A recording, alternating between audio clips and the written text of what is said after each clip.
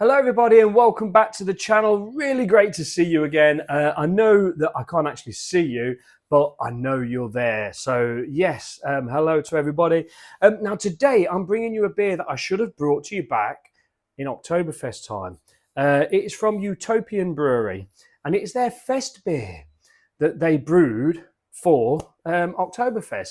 Now, I don't know why I didn't get this beer. I don't know why. I think I probably wasn't looking for any other Oktoberfest beer other than the Big Six, if I'm honest with you. So this is where I've sort of missed out because I just thought to myself, like, I know there was a lot floating about and I should have thought of Utopian Brewery. And for that, I do apologise. But since then, I've managed to get one. And basically, what Utopian Brewery are, they are dedicated to brewing with 100% UK grown ingredients. And they say our beers contain just water, malt, hops and yeast and plenty of practice. And we think that's just about as natural as it gets. So it's almost being brewed like under like the purity law, if you like. And they only really want to put anything in the beer that's going to add to the quality of it, not to really, so there's no adjunct or anything like that. And basically this year they wanted to create a super traditional fest beer, being true to their 100% British ingredients mantra. Now, I emailed them, well, I actually on Instagram, and I have sort of spoke to them before. And Richard Archer, who's the co-founder and managing director, sent me an email with a really great write-up about it, and also a video which talks about the decoction method of brewing, like the double and triple decoction method of brewing. Is sort of essentially taking a third of the mash out. So you're doing the mash at a sort of like almost like a body temperature, and you're taking a third of the mash out, introducing it to a separate vessel, boiling it, which breaks it down essentially, and then brings out all them extra sort of flavors and colors. And this is where like Pilsner Urquell apparently is brewed with 100% pale malt, but they get their deep golden color and malt richness from doing that decoction mash. So that's fantastic, and it's a very, very complicated process. It really is. You can do a single decoction, a double decoction mash, a triple, and each time it's taking a third out, boiling it separately, breaking it down, and you're almost getting that caramelization sort of, and it introduces what's called a Maillard reaction. I think I don't know how it's quite spelled. It's like Maillard or Maillard reaction. And that gives it all that toasty, malty, caramel, bready, roasty, sometimes nutty sort of hints. It really is sort of like breaking and getting everything out, but it's very complicated, very interesting to sort of like find out about it. And it's something that's been done for years and years and years, and I think most of Utopian lagers that they make, they use the decoction method. But anyway, this email came to me, and it was brilliant. And basically, they were sort of saying that they wanted to do this fest beer, and I quote from the email here from Richard. He said, "So doing it with their, 100% British ingredients mantra." He said that's pretty easy on the malt front, as our main lager malt is made for us by Warminster to our specification to effectively mirror the traditional malts of Franconia. I think that's right, Franconia. Now, Franconia, I think, is where lager was invented, from what I've researched, in the 15th century. So Franconia, like Bavaria and Bohemian. The difference with it and more common lager malt is that it's less modified, essentially meaning that more of the modification of the malt, the breakdown of the starch to sugars, is done by the brew house and the brewmaster rather than the maltster in the kiln. So it's a lot of information there, and it is really, really good. And you go through the email reading, and he talks about how they do the decoction method, and that's how they get sort of like them flavors and that color and everything else. So he goes on to say that obviously the final challenge through making a traditional fest beer was the hops, because obviously if you 100% British ingredients, you can't start using a noble hop, and everybody will contend that you need a noble hop to make a proper traditional fest beer. But Richard goes on to say, we found one grown in the UK.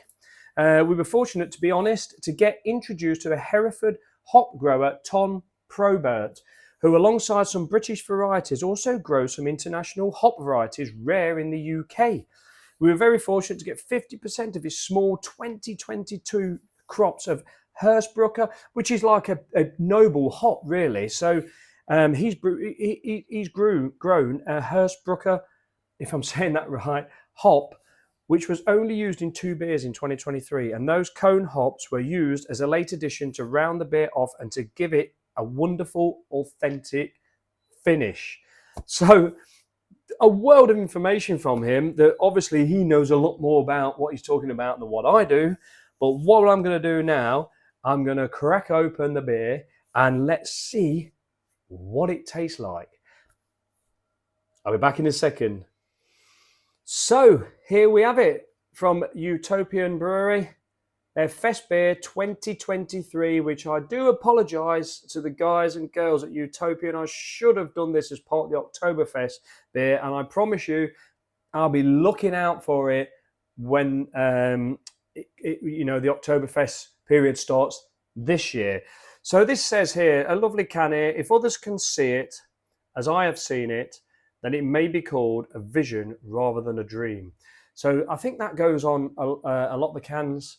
And basically naturally brewed with 100% British ingredients. So even though this Hersbrucker hop is actually a noble hop, this is a British grown version of this hop, what it seems.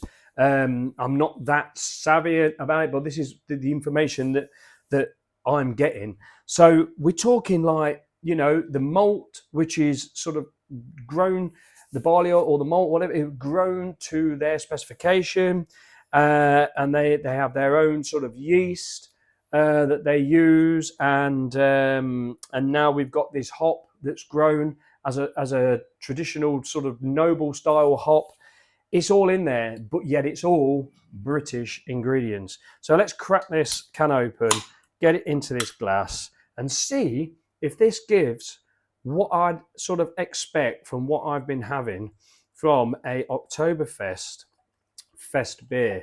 Because quite frankly, throughout the range of all the Oktoberfest beers, all of them, they have a similar sort of theme running through them. And so you can pretty much, get to grips with every single day I was having an Oktoberfest beer. And every single day they were all sort of like going down that same path. And what path are you expect them not to go down when you can only brew beer with 4 ingredients? So yes, So I'm looking forward to this.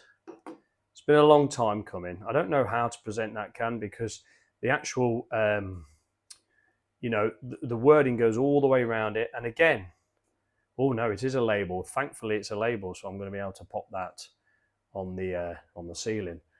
So there we go, in the glass, looking sort of quite hazy, if I'm honest. Is there a little bit of like sediment gone on in there? I don't think so. It's a little bit hazy, but is that because I've got it really cold as well? It is very, very cold. It is a nice sort of like very strawy, goldeny sort of colour. Oh, it's a very, quite malty on the nose actually. But that really does smell like what I remember. It's taking me back. That is taking me back. Now, I'll be honest with you, I did see some wannabe Oktoberfest beers out there. And I think that's probably why I didn't go running after them, and why I didn't chase anything other than the actual Big Six. Because I just knew there was all probably just giving it a go. Like basically taking the marketing aspect of it's Oktoberfest, let's brew an Oktoberfest beer and let's sell loads of beer. I think there was a lot of people doing it. And to be honest with you, if I'd have seen this, and I should have thought harder that these would have done something, I would have taken this on, simply because I know I've drank a lot of their lagers and they're all fantastic. You know, every one of their lagers is absolutely fantastic, proving that in Britain we can actually brew a decent lager, you know, and a German style lager for that matter. So with the Oktoberfest beers, you don't really, I can never really pick out loads of aromas and things because they're quite well balanced, they're quite well put together. And apart from that initial sort of malty hit that I got, but which has sort of disappeared now, it's gone away. It is giving me just a nice fresh sort of crisp lager smell, really. But it's all about the taste. All about the taste. Cheers, everybody. Cheers, Utopian. And cheers, Richard, for the information.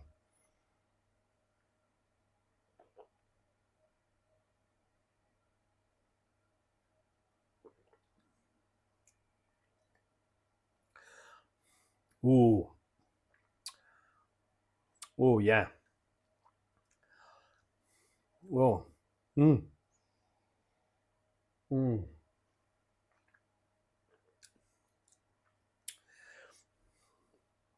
Oh, I do like a good lager.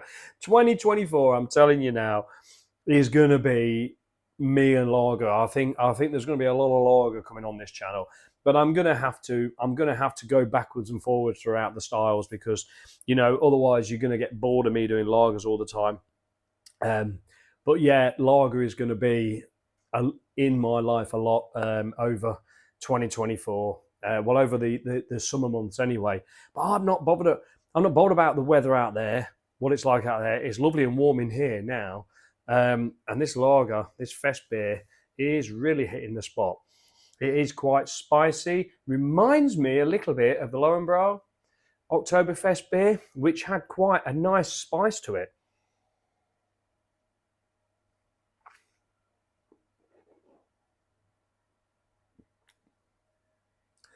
It's got that nice sort of earthiness about it. If I remember how I talk about that, it's almost like that dry grass, not like a fresh grass. I think I've mentioned this. However you describe things at the time is how you describe it. So when I talk about earthy, I don't mean like chewing a load of mud. I mean it's earthy as in like sort of dry, like a dry grass type of earthiness. It's got a nice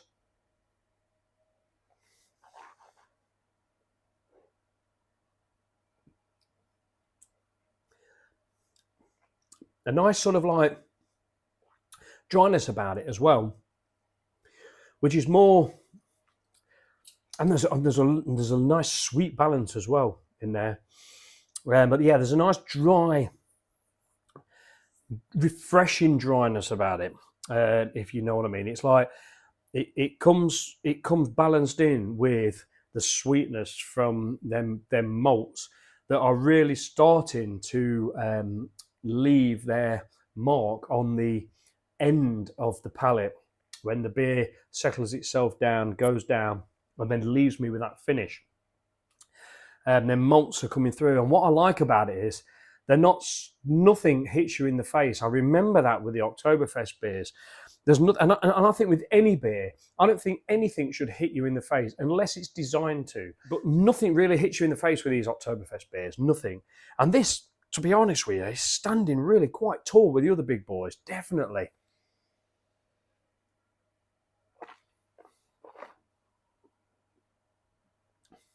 It's got a really nice, smooth mouthfeel. But yeah, lovely levels of carbonation, really natural carbonation as well.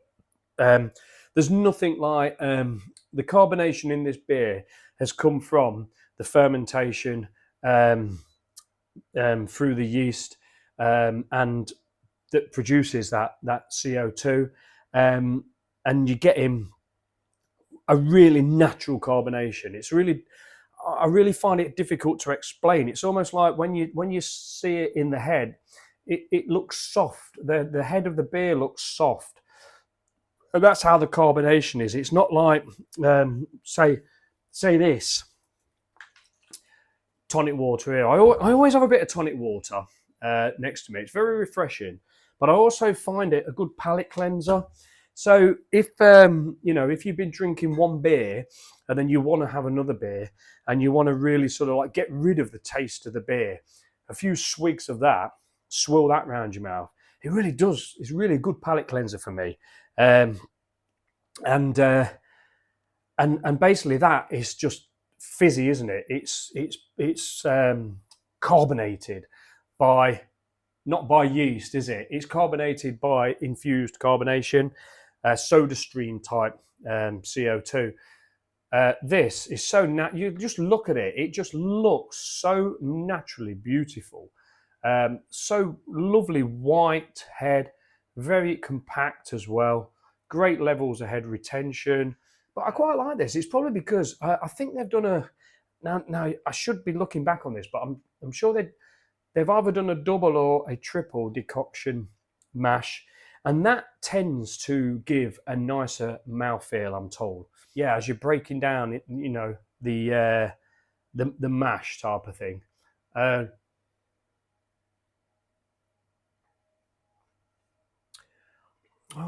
Some nice different, some other flavours coming through as it warms up a bit. So I think I've actually got this extremely cold, which is really nice. It was really refreshing when I drank it. Really quite quaffable. Oh, I haven't mentioned, I don't think, that it is 5.5%, which is quite, quite just under, like normally they're about 6% or whatever. So at 5.5%, we're getting a lovely amount of flavours. So the malts, third of the mash. I'm not a brewer. Third of the mash goes in, gets boiled, all that caramelisation, all that sort of Maillard effect, getting them colours and them caramelisation, more the caramel and toffee, the burnt stuff out there, but not burnt as in roasted, burnt as in like boiled. And then when they introduce that back to the actual original mash, it ups the temperature apparently to about 50 degrees. So it's a perfect way of temperature controlling without thermometers, apparently. So you start off, they actually say in the traditional decoction method, they say that the actual brewmaster or whatever puts their fingers in. It wants to be about body temperature, 30 odd degrees. And they put their fingers into it to think, yeah, that's about right. Feels about body temperature. And then when they do the decoction and they boil it and they put that back in, they know it takes it up to about 50 degrees. And then each time they do that, it's always a third of the mash into a separate vessel, boiled, put back in. And the more they do that, the more all them sort of like, what's he say here? What have I wrote here? The more, well, I've put it elsewhere now, out the way, but the more of them sort of like caramel flavours come out, them darker flavours, the colour, the wort becomes like that more malty sort of like rich colour, and that's what we can see here. It is a nice sort of colour, isn't it? And then they say it helps with the head, the smoothness of the beer, but the thing is, it was frowned upon. Where did I write that down somewhere? It was frowned upon. Yes, so here we go. So the decoction method of brewing was like a controversial practice because it was originally used to break down poorly modified malts that brewers had at the time. So they'd done this just to break it down to just get, suppose, the best out of what they can. So look into the decoction method of brewing. It's really quite interesting. So basically, it's almost like now they're saying, well, why do you have to do that? You don't need to do that now. But it's a traditional way of brewing these type of beers and brewing lager since it was developed in the 15th century in Franconia. Yeah, so interested. You know, lager's been around for a long while, and it's a lot more than your blooming Fosters and your Carlin. And this is what I'm trying to get across to people. You know, this is why I do these videos, because I love the beer and I want to introduce the beer to you. And if you don't know this brewery, go and check them out. And they do a lot of lager, and they do a lot of different styles of lagers. You know, and it's absolutely amazing. All their amber lager is absolute peng. So yeah, so check them out. But this is, it really has got a nice spice to it, subtle, but it's there, just like that Lowenbrau Oktoberfest beer did.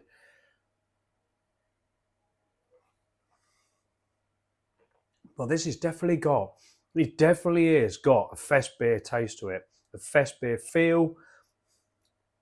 You've got them earthy hops, that sort of grassy, that dry sort of dry grass, not burnt. You know, when the grass dries and it's very earthy that way, and you smell it, it's almost hay-like. Very nice, fresh smelling. It is. It is really is a good fest beer, that is. Anyway, let's just see what it says on the can here. Fest beer 2023 has been brewed in the traditional Bavarian style using a double decoction mash to develop depth of flavour and body, which it certainly does. It's the body of this fest beer. The smoothness of the beer is delightful. Full of bread crust and hints of caramel. The special ingredients in this year's Fest beer is a rare UK grown Hersbrucker hops, bringing the delicate aromas and fruity spice flavours of this classic noble hop. A low, slow fermentation and long lagering ensures a clean, soft mouthfeel, which it really is, which is full flavoured and beautifully balanced. Now that's the key. It's beautifully balanced. And I truly believe, like now we're talking of bread crust, my palate searches for the caramel stuff.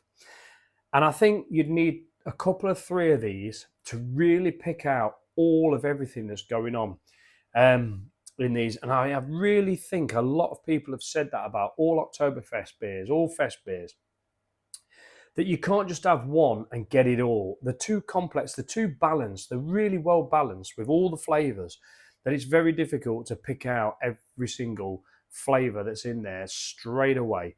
But reading the can, bread crust.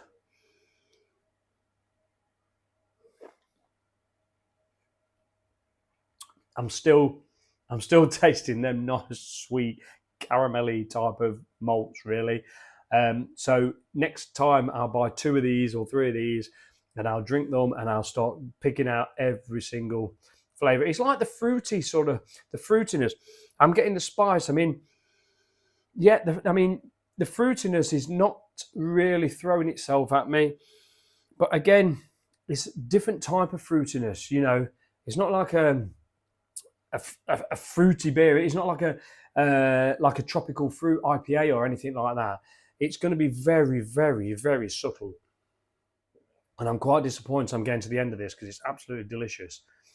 So yeah, a low, slow fermentation and long lagering ensures a clean, soft mouthfeel, which is full flavoured and beautifully balanced. A celebration of British growers paying homage to the classics. Yeah, absolutely. And to be quite honest with you, I've probably stumbled around this beer a little bit, because I wanted to really try and thank Richard for giving me the information and try and share that information with you. Now, if he was stood here, he'd be able to just tell it you straight off the cuff, because he knows what he's doing. plonk me in a brewery and ask me to do a decoction mash or ask me to brew a beer. And yeah, we all know sort of like what goes on, but we don't. So trying to explain it and trying to just make just an understanding that I don't just want to drink this beer and go, yeah, it's you know, spicy, it's got some caramel flavors. I want you to go away from this video and go, decoction mash. I want to find out what that is. And then you really, these put so much time and effort into what they do. And I mean, you know, and they're sourcing British grown hops that are faithful to noble hops. And the person that's grown them hops has done that in a way of trying to mimic a traditional German sort of grown hop, you know, Bavarian hop. And I really am thankful for that. And I don't just want to drink this beer and cheers. You know, I don't want to wham bam, thank you, ma'am. I want to sort of like, I want to nurture this. Nurture. Jenny always laughs at me for saying that. I want to enjoy this, and I want it to be an experience, and I want it to be, you know, an experience that I can share with you, and you can share with me, back with me in the comments, and also with others. But anyway, so I'm stumbling around the information about this beer because I'm learning about how this beer is brewed and how it's made here in the UK by these fantastic guys and girls there. So yeah, so please check out Utopian. I'm not doing this for any other reason, just to share the love like I always do, because I want these guys to stay alive. I want to be drinking their lagers this year.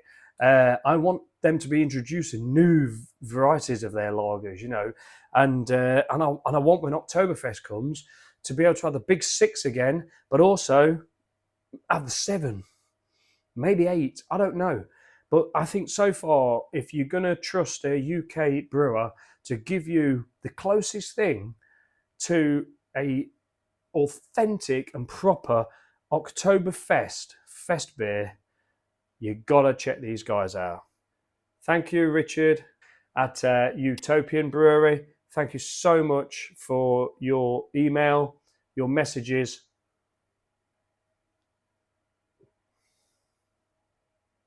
And thank you so much for that smooth, sweet, as in beautifully malted decoction mash, sweet caramel, malty flavors alongside that nice earthy hop and the spice, bit herbally, you know, like a herbally spicy. And just for this great German beer brewed here in the UK. Absolutely fantastic. And thank you guys for watching and putting up with me with all my mistakes and everything that I do. Cheers, everybody. Take care. See you on the next one.